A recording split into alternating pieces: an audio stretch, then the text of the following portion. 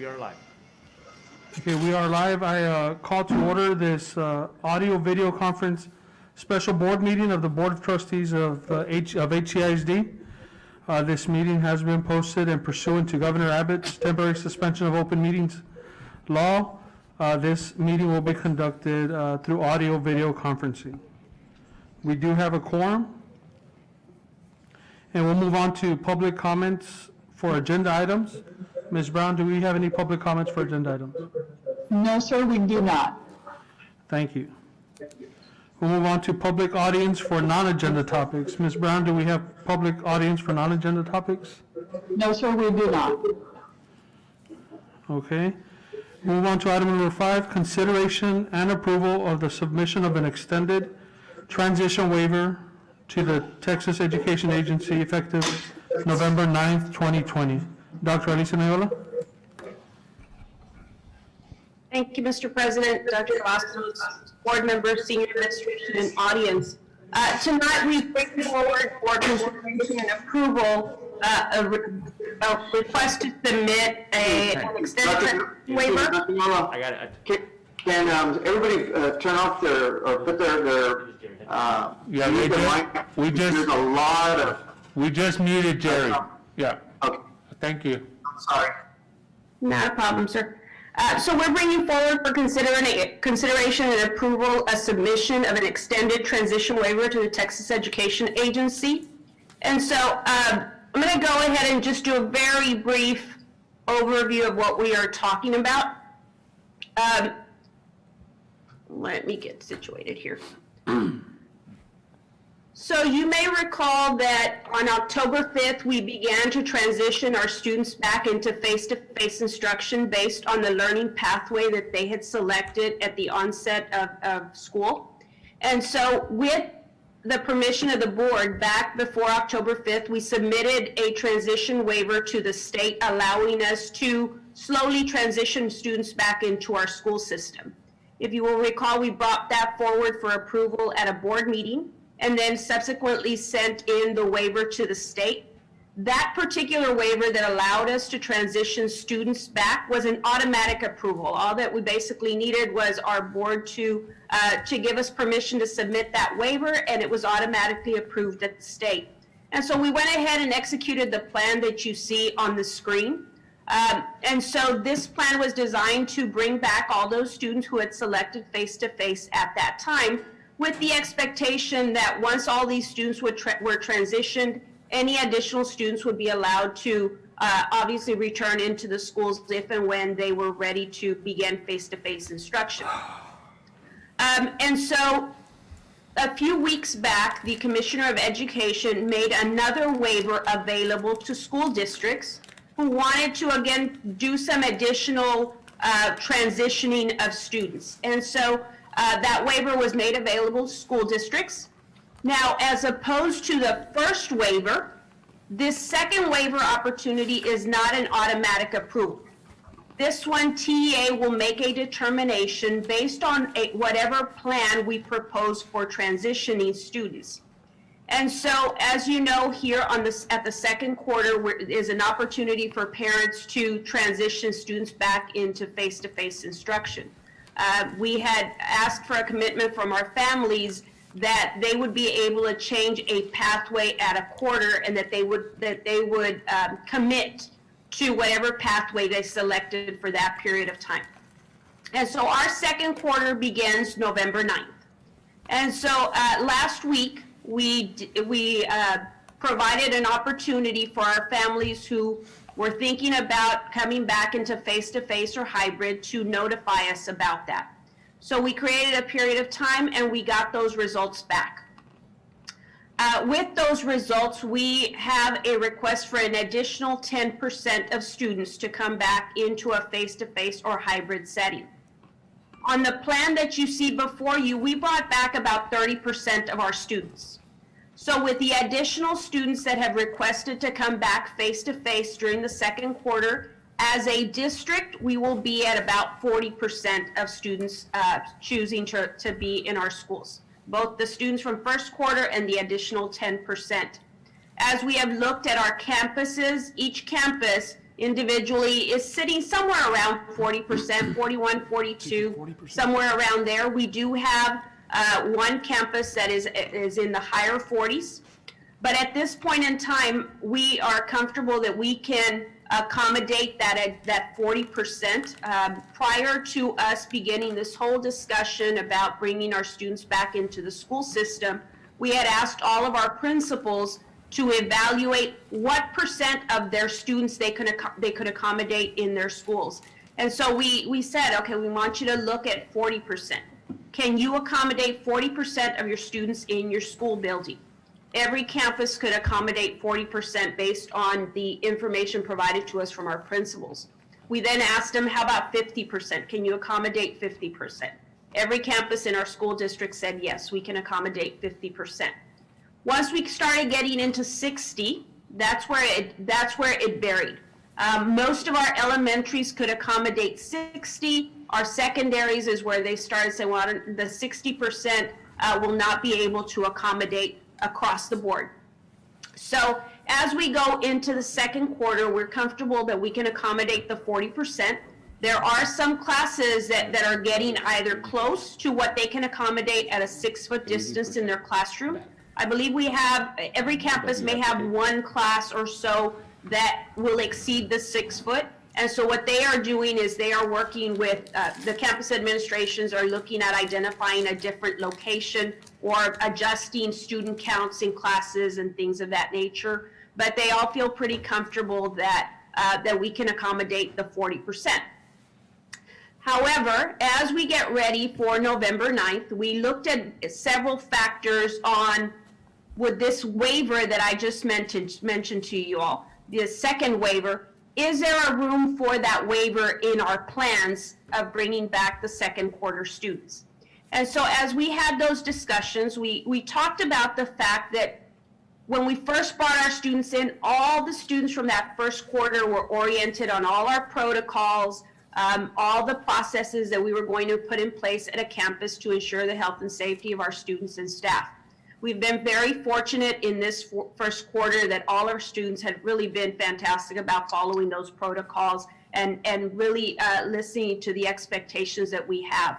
But as we talk about bringing back additional students, we felt that there was a need for this new group of students that are coming in that have not experienced our protocols, for there to be time for us to transition them and spend time around educating them on those protocols, but also allowing our campuses a little bit of time to bring in that additional group and make sure that they make the adjustments necessary, knowing that they have some additional students coming onto the campus.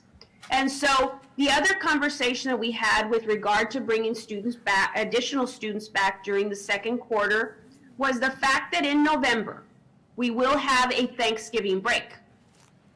And so as we talked about the impact of our students, our families being out of school for a period of a week, obviously we hear a lot about the potential impact of a Thanksgiving break for congregation, knowing that our students will be gone a week and hoping that they will be conservative and will be spending their time at home. But you know, we also recognize that that may not be the case. And so as we thought about the impact of Thanksgiving as well, we felt that it would be appropriate for us, even though it's only 10% of students, we felt it was appropriate that we submit a waiver for both of those reasons, to assist our campuses in preparing for that additional 10% of students, but also recognizing that Thanksgiving is going to play a role. And so as such, we visited with our teaching staff, our parents, our principals, and went through that feedback loop of getting everyone's thoughts around a submission of a waiver. And so in that process, what we have identified is that we are proposing to develop a reentry plan for the second quarter that applies only to those students who are requesting a change to their learning pathway. So anybody that said, I want to change from what I selected first quarter, which in essence is people that want to change to come back into some type of face-to-face, we are creating an entry plan for that population. And so here's what you're looking at on your screen. You'll see on the left-hand side In essence, that's the same transition plan that we used in the first quarter. So on the week of November 9th, which is the first week of the second quarter, we would bring back the populations that you see there. Then on the next week, November 16th, we would bring back the next group of students, which are grades 3rd, 4th, and 5th. You'll see 7th and 8th at middle school, half of the condo population, and then the 9th and 10th grade students at Harlingen High School and Harlingen South. Then we hit the Thanksgiving holiday, right in that middle, November 23rd through 27th. Our calendar has us closing for a week. So the expectation is that after Thanksgiving, the same group of students would go through a second transition, where we'd only bring back a portion of those students that first week after Thanksgiving, and then this group of students would then re-enter on December 11th. So again, in essence, a 2-by-2 transition. We have two groups, the same group over here. You see that first column is reflected for that week after Thanksgiving. The second column is reflected for that second week after Thanksgiving. So in essence, that this group of students that chose to change their learning pathway, we're having them go through a transition process both before Thanksgiving and after Thanksgiving. We feel with doing that, we will keep our numbers, so we're not necessarily denying, but we are doing that strategically and bringing back at least a smaller portion and not all of them at any one time, so that we can monitor how we implement our protocols, but also being cognizant of the potential impact of Thanksgiving and keeping those numbers relatively small after the holiday. So one of the things that I did want to take a minute to talk about is an additional tool that we got as we address the fact that we are getting additional students into our school district, and that is the selection of HCISD to administer the rapid test. And so, you know, this opportunity is an amazing tool and one more tool that we can use in all of our protocols. We've been very fortunate that everybody across our district has been really focused on ensuring that they are following those protocols. But with this added opportunity, there's an additional tool that will assist us in that. And so if you're not familiar with the rapid test that we have been selected for, it's actually a test that has a mobile app attached to it that provides results to whoever is testing once their results are in. It's designed to be a 15-minute test from the minute that there's a reagent, it's called a reagent that's added to a person's sample, and within 15 minutes you get the result, whether that's positive or negative. And so in fact today we had a training with people from the Texas Department of Emergency Management, and we went through a whole process of having someone go through the test, just very simple, very quick. And so we're really excited at the opportunity that's going to provide. It's a very small test, as you can see on this screen. It's actually, when you look at it unfolded, it's about the size of a credit card. Pretty tiny. It still involves nasal swabbing, but it's not the nasal swab that we hear about where it's a long swab that's going to the back of your head. It actually pretty much takes place just within the nostril area. I'm going tomorrow. And it is designed to be self-administered. And so because it is designed to be self-administered, our focus at the onset with providing rapid testing will be with our staff. As we work our way through, there may be times when it would be appropriate for students, but at the onset, we're going to focus on how we can use it with our staff and in what capacity. And so just one last item that I want to talk about is just what that testing plan looks like, because as we bring in more students through this process, this testing plan really will have a greater impact in how we address additional students in our school system. And so what we have done as we thought about the test in and of itself, the state of Texas is providing our school district approximately 6,500 tests. With 18,000 students, 3,000 employees, there's no way that that's enough tests to do any type of universal testing. And so ultimately, we had to be strategic about how do we use this test. And so what we have done is we have designed we're going to use it in a mixed approach where we will use some of those tests for screening purposes, and then we'll use it to address very targeted response anytime we have an individual case that happens. And so on the tiered screening, one of the things that we will do is we will offer recurring testing to staff based on their increased levels of contact with students. So students are actually anybody else. So what we did is we looked at our staff, all of our people that work in our district, and we said, we looked at specifically who are those staff members who have increased physical contact with other people or other students. And so I'll give you an example of a group that has increased physical contact by virtue of the work that they do. So for example, our life skills teachers and their staff.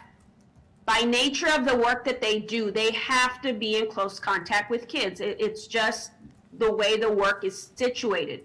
And so people in those types of positions, we would provide them into this screening process, and they would be given the opportunity, because it's not mandatory, the opportunity to test on a weekly basis.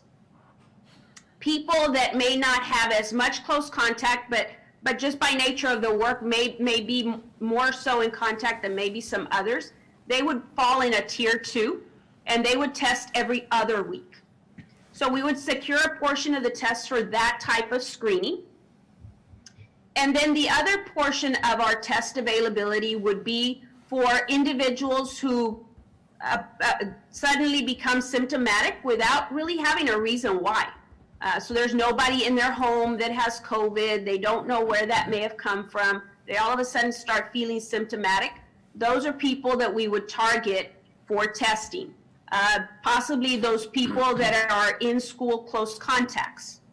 And then potentially sometimes we may run across some gray areas where they weren't close contact, but they were close enough that we may need to have a more definitive answer. And so as we visited with our local health department and said, we have this tremendous opportunity, how do you think it would best benefit us when we have these situations where somebody is identified? And so what they shared with us was, a perfect opportunity is when you have situations like it's a contact of a close contact to someone that was identified positive, where they're not a close contact, but they may have some connection. Those would be ideal people for whom maybe we could do a shorter quarantine of maybe a week and test them. And if they are okay, then we would be able to return them because they weren't a close contact, but we just want to be sure with them. And so we could quarantine them for about a week and then test them and be able to bring them back. Our health department said that, at a 7-day period, people would be symptomatic enough that they would manifest results on a test. And so we're exploring the different ways that we can utilize this test. But, beyond all of that, we're excited at the opportunity to have an additional tool that will assist us as we go through the rest of this year. The state has said that they believe that with the tests that they have at the state level, that we should be in a position to continue receiving about those 6,500 tests for the rest of the year every month. So just a great opportunity. I know our conversation was about the waiver, but really this additional tool will assist us as we start talking about bringing increased numbers back into our school system. So I wanted to give you a glimpse of what the opportunity looks like as we look at rapid testing in our school system and how it can support the return of students or the reentry of students into our schools. Certainly this quarter as we start the second quarter, but also as we look to the rest of the year and just having an additional tool in our toolbox to work against this pandemic. So that concludes my presentation. Again, administration recommends approval of the submission of the additional waiver to the Texas Education Agency. I have a question, Mr. President. Okay, can we make a motion and then we'll open it up to discussion? I make a motion for approval. Motion, Second the motion. we have a motion by Javier, and we had a second by Mr. Rick Powers. Go ahead, Mr. De Leon. Thank you. Great presentation, Dr. Nayola, very simplistic and very straightforward. It's very easy to understand the way you presented it, so thank you very much. My two questions, one, has any students been denied face-to-face entering? No, sir. Okay, so when we talk about the 40%, 50%, 60%, we're preparing for the future. We haven't hit a capacity with the people asking to come face to face, is that correct? That is correct, sir. We started out with 30%, and that 30% was everybody that at that time selected face-to-face or hybrid. So we were at 30%. We opened up the window again because we told our community that at the quarter we would give them another opportunity to change. And so with this additional opportunity, that added another 10% to the mix of people that wanted additional people that wanted face-to-face or hybrid. And so total, we have not denied anybody unless they didn't make the deadline. But everybody that requested will all be returning. We're going to slow down at the second quarter for these additional people, but nobody has been denied either in the first quarter or in this second quarter plan. And I think that's important for if any of the audience is listening, when they hear percentages and caps and that not one child has been denied at all. No, sir. So that's good clarification on that.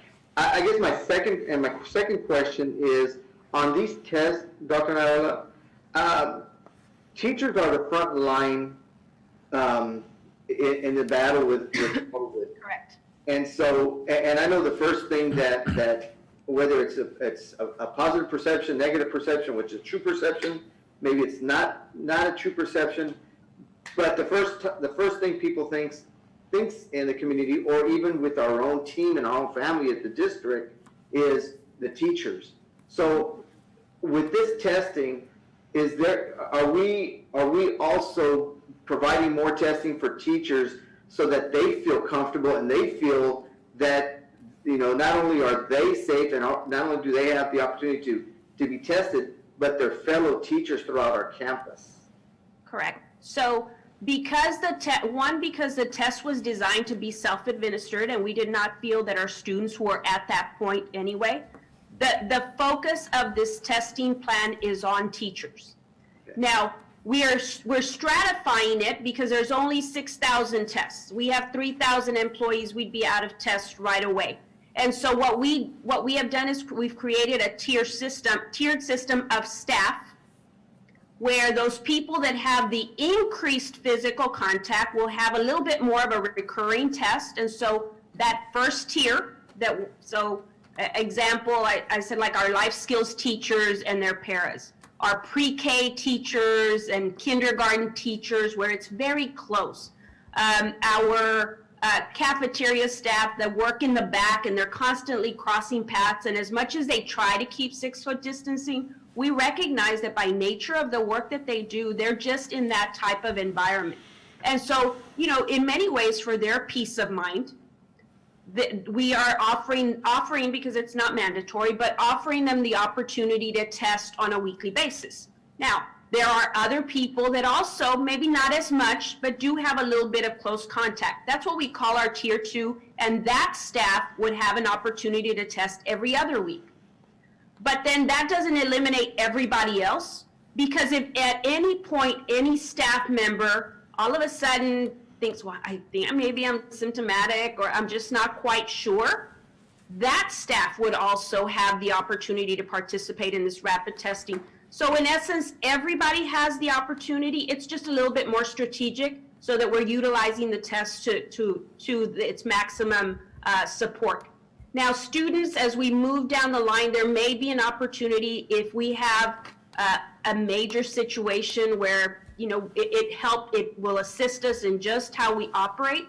But at this point, our students are not going to be at the front end of that because, again, as I mentioned, the self-administration piece, there's no way our little ones can do self-administration and things like that. So we're going to focus on the adults. There may be a point in time as we get into second quarter and we run this entire process and evaluate what issues we may deal with, that we may have a consideration on maybe it's appropriate for this student and that student and so forth, depending on the situation, because we may have a situation where somebody tests positive, and how does the test help us in the overall picture? But at the onset, it really is a focus on our staff beginning through this process. Thank you, Dr. Neal. Yes, sir. Any other questions? Mr. President, oh, go ahead. Belinda, go ahead. Okay, very quickly. Thank you, Ms. Poirier. On the waiver and being, going through that process, this is what I heard, and I think I heard it right, that the students will transition in, they'll take a break, and those same exact students will transition again just to make sure that everybody's solid ground on That is that. correct.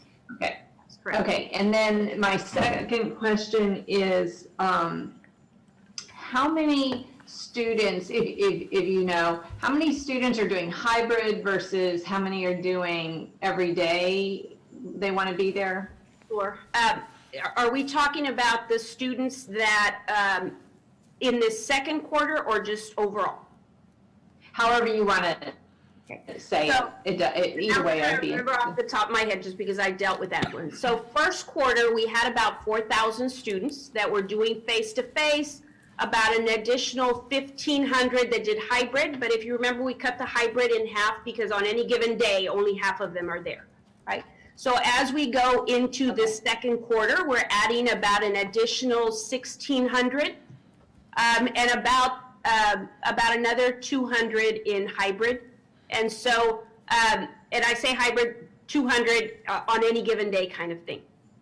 Now, what we did experience in the process, there were some kids that were remote that selected hybrid. There were some kids that were face-to-face 5 days and said, I'd rather do hybrid and just do 2 days in face-to-face. So there was a lot of changes happening. And so, but in essence, our hybrid numbers didn't really get impacted because of all of that movement. So the real impact was really more within the people that wanted full day face-to-face. So really the impact is about 1,600 kids because the hybrids are going to stay about the same total anyway.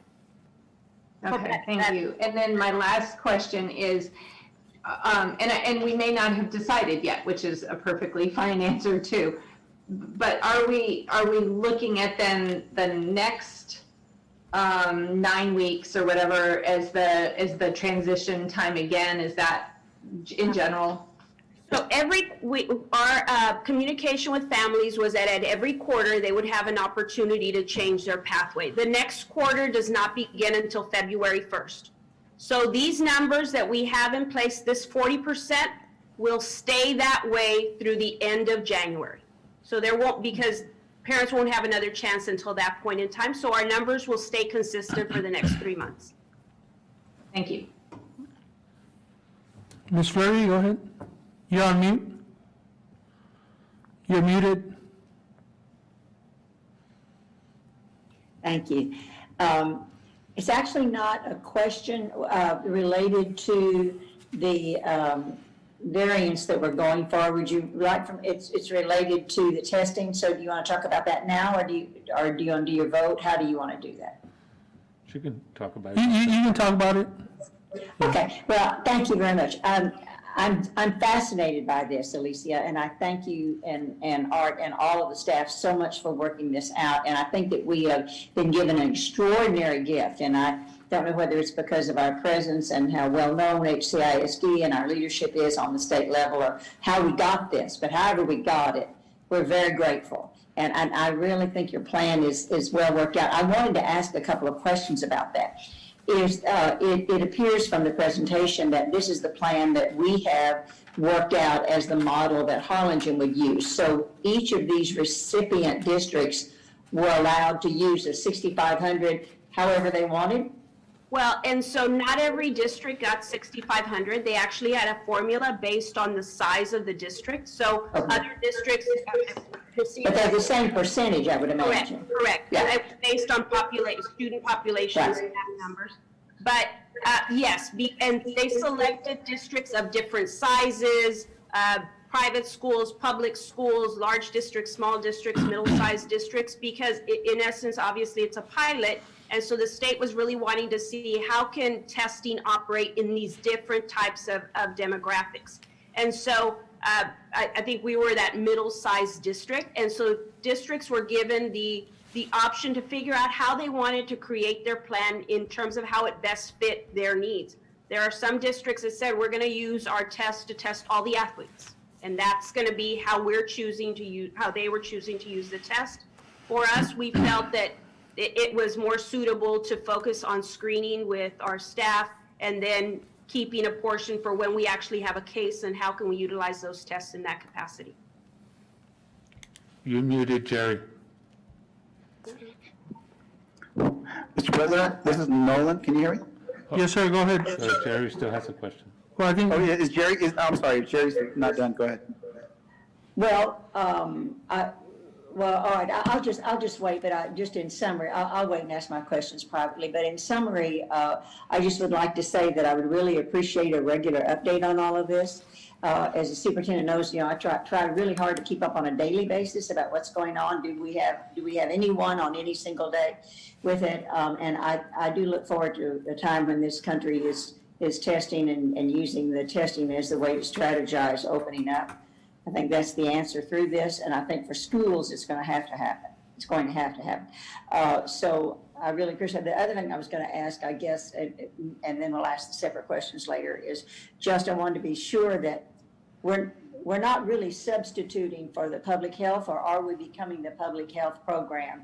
If we're identifying students and then letting them test within our district, that's very sensible, very reasonable. But we're not really stepping in yet with just 6,500 tests. That surely they're not expecting us to really assume that burden because, and again, I'm just really anxious for us to get to the point where we recognize that 40 to 50% or whatever Belinda tells us are going to be asymptomatic anyway. So I really like the way you're strategizing it for those who have the most contact, but we don't really know because people are asymptomatic, but what we do know we have to respond to. So thank you. I think it's a really excellent plan. I would really appreciate frequent updates because I think this is very smart. It's going to be a lot smarter when we're testing everybody. So thank you. thank you, Jerry. Dr. Perez, go ahead. Thank you. I just wanted to mention, and Dr. Cavazos and I have talked about this, and I'm pretty sure he's well aware, and his team is well aware, but I wanted to get it out in the open just for the board and for anybody in the community. I just want to make sure that, first of all, I'm supportive of the waiver and the opportunity with the additional testing resource that was presented and was from the state. This is a great opportunity to add additional safety guards and things like that. However, as you all probably are well aware, we got to be careful because other organizations and other places, have used this exact test as a way to sort of skip the safety and hygiene and face mask precautions, and that's when it becomes dangerous, right? And so we have to know that this is going to be in addition to all the safety precautions that our teachers are going to be doing, because if all the teachers now have the attitude, as an extreme example, just to make this resonate with you guys, if now the campus thinks, oh gosh, okay, we're all getting tested, we're all safe, masks off, we're fine, we don't have to do this, then we're going to be in big trouble, because this is an opportunity to identify asymptomatic, mostly folks early on and isolate them. And so it's a great opportunity as long as we're doing this in addition to all these stringent safety precautions. And again, I understand you're using it in some perhaps symptomatic patients, but it's mostly going to be finding early asymptomatic possible and isolating them so they don't become spreaders. And so I'm very supportive, but I wanted to get that out there. And I know, Art, you're aware of this, but I wanted to make sure the board was aware of this. Yeah, thank you, Dr. Perez. In fact, our communication strand is going to speak to, this is a layered approach. It's not in lieu of, it's in addition to. and it continues to kind of stack on each other. But the protocols are critical, that they are safeguarded, and this is just another layer. So we're actually in a better place than districts. I have been getting calls from other districts if they can send their people to get tested with our rapid testing, and the answer, of course, is no. But just know that they did open the window at the state level. Districts can opt to become part of rapid testing systems, but that closes on October 28th, and they don't know the turnaround when they become part of the pilot program. So, but that's a great point, Dr. Perez, and I'm glad you made it, because that is critical in our communication plan as well. One more thing, Mr. Highness, may I please say, because I'm Yes, ma'am. concerned. Can you hear me? Our granddaughter, who's 15, was involved in a situation using, I believe it was this test, and in a group situation, and 10 asymptomatic children, including our granddaughter, were identified as having COVID.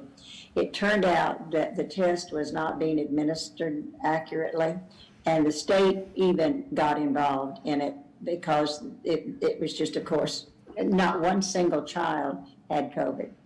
And in the retesting and companies were changed and things like that. So certainly not a reason not to do this, but it is a reason to be sure that we're doing everything exactly right. And I get a little nervous about that, they're doing it themselves. But I'm assuming there's a lot of training and that you're going to take care of all of that.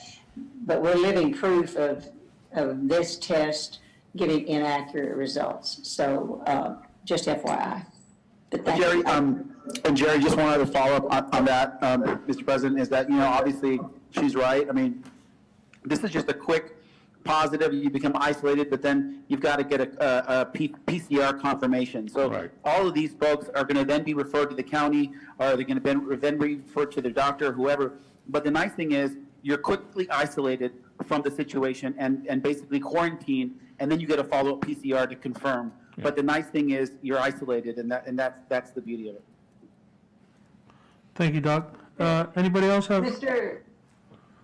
President, this is Belinda. I just wanted to reiterate that I think that the piece of this plan where you are focused on individuals who are with early onset of symptoms is really the critical piece. This test, its effectiveness is based on a person exhibiting early symptoms. Yeah. It's actually, that's how it's designed. We'll say it that way, right? That's when it is at its best and when it is effective. And so the response part of this is really the crucial part. Then we can quickly, identify, isolate, have them follow up.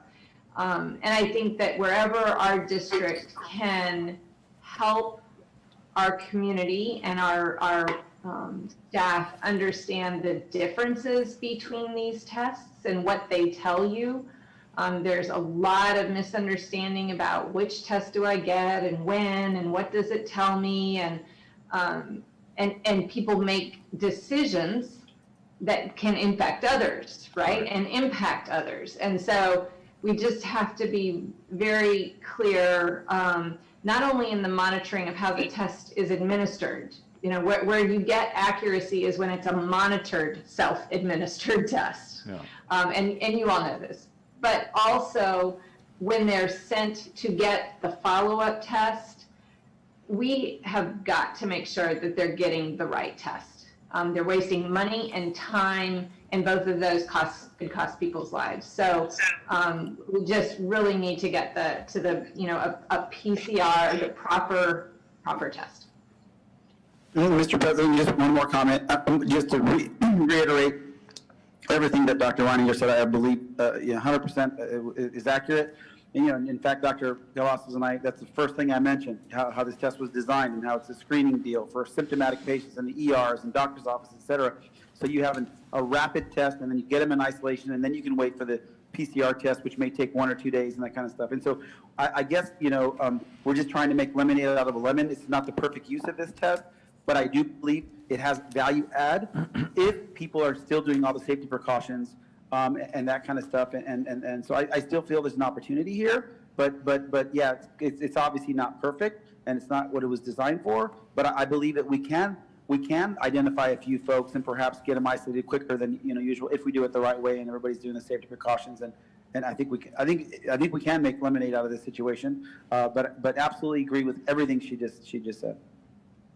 Just to add one item, Dr. Perez and actually the whole board, and I know Shane's joining us.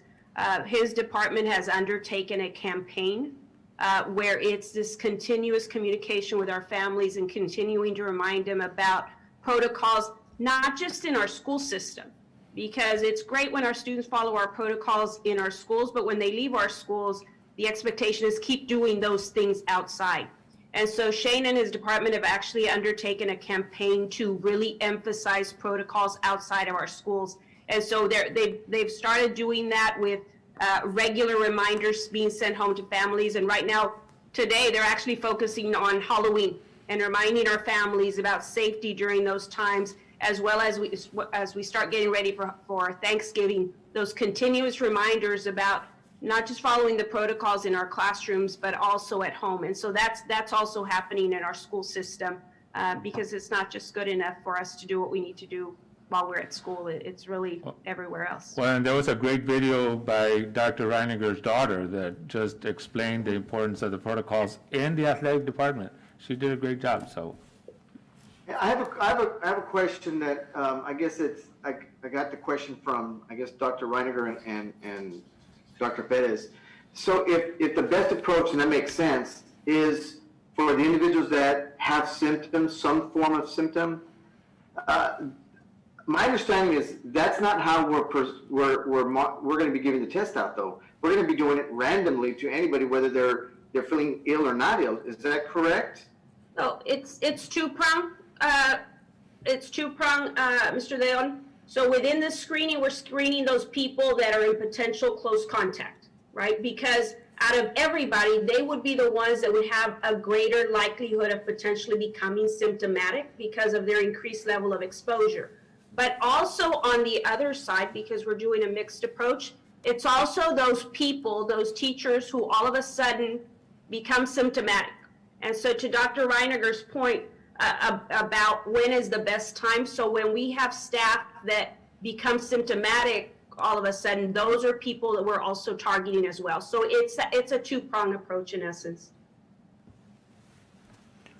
So if a staff member feeling, early symptoms, they take the test and it's positive, are they immediately isolated? Okay. Yes, sir. And so they don't leave they don't go back to their campus. We immediately implement our protocols. Now, because this is a rapid test, the next level is advising them about isolation, contacting their medical professional to have an actual PCR test done.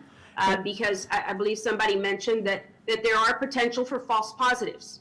And so they cannot rely on simply the results of a rapid test. They need to subsequently follow that up with an actual PCR test to confirm that. It's just it moves into the molecular side and gives them gives the most accurate result. And through the contact tracing, then, if there's somebody that potentially they would also take the rapid test. Correct. Right. So once we have that situation, then we follow our protocols of that person is expected to isolate and move forward with their additional testing. They wouldn't return back to the campuses. And then on our end, we would move into that whole contact tracing piece. Okay. On the plan, the quarter two, when you have the 2 weeks, the first 2 weeks and Thanksgiving, and they come back the second 2 weeks, that's just for that other 10%, right? Correct. So, Correct. and I know because I know my people, and they're gonna ask, what's the difference between those and the other 4,000 that haven't been here? Because it's not gonna impact them, they're gonna keep coming. Correct. You know what I mean? And so with that group, and that was that first group that had an opportunity returned. And so we had a lot of conversation on should it be everybody, should just be the second quarter group. When we thought about that first group, that was that group that at the very onset selected face-to-face instruction because they were having those issues with childcare, with all of those things that really were forcing them to come back into face-to-face instruction. Now, what we are going to offer our families, because, we're going to have this campaign about Thanksgiving and the potential impact. We are going to allow all our families that selected face-to-face the opportunity that if they would like to move their child to remote for 2 weeks after Thanksgiving, that they would be able to do that and not jeopardize their face-to-face slot. And so everybody will have that option, but so that's part of what we will communicate in this process as we get closer to Thanksgiving. But we recognize that there are some families that, it's in the news, and we'll have those conversations, that may want to keep their children at home, but they're worried that they'll have to change their pathway. And so we will give those families that option to say, you know what, just for the sake of safety, I'm going to keep my child at home for the next 2 weeks after Thanksgiving, and I won't lose my slot in face-to-face, and I won't have to change my pathway. Now, is that option for everybody? Yes. Yes, okay. So we will implement the transition plan with the second quarter students, but that option will be available for everybody across the district. Okay. Excuse me, and Eladio, may I please, following up on what Mr. Hamas was saying, Alicia, I presume that will be the pattern that we will use for the entire school year? Or have we even gotten to the second semester yet? So unless the state brings forward another opportunity for a waiver, the expectation would be that at the third quarter, anybody that wants face-to-face would be able to come back immediately. We're not quite sure where the state will be at that point in time. But the second quarter, our 40% and all those face-to-face will take us through February 1st. And then we'll see if the state provides any additional opportunity to allow us to do transition of students. But as of right now, the expectation would be that if we have any additional students wanting face-to-face instruction during third quarter, we would have to allow them to return immediately. So that presumes, however, physical space. Correct? And so certainly one hope is that if we get to that point, that hopefully we'll be in a better place. But we've started having discussions about how do we handle those particular situations. The 6-foot distancing is still a recommendation at the state level. It's a CDC recommendation. It's not a mandatory. We've been very fortunate that our numbers have been low. Different places across the state are already at an 80% face-to-face return. And so they're not implementing their 6-foot distance because there's no way to do it, but also since it's a recommendation, it's only a recommendation at a state level and not a mandate. They're proceeding with adjusting that 6-foot distancing. But Okay. All right. Well, we'll proceed to vote. Mr. DeGon had made the motion, Mr. Powers seconded. All those in favor? Aye. Opposed? Motion passes. And with that, this meeting is adjourned. Thank you all. And just give us a few seconds so we can. We're still live, We're so still live. We're off.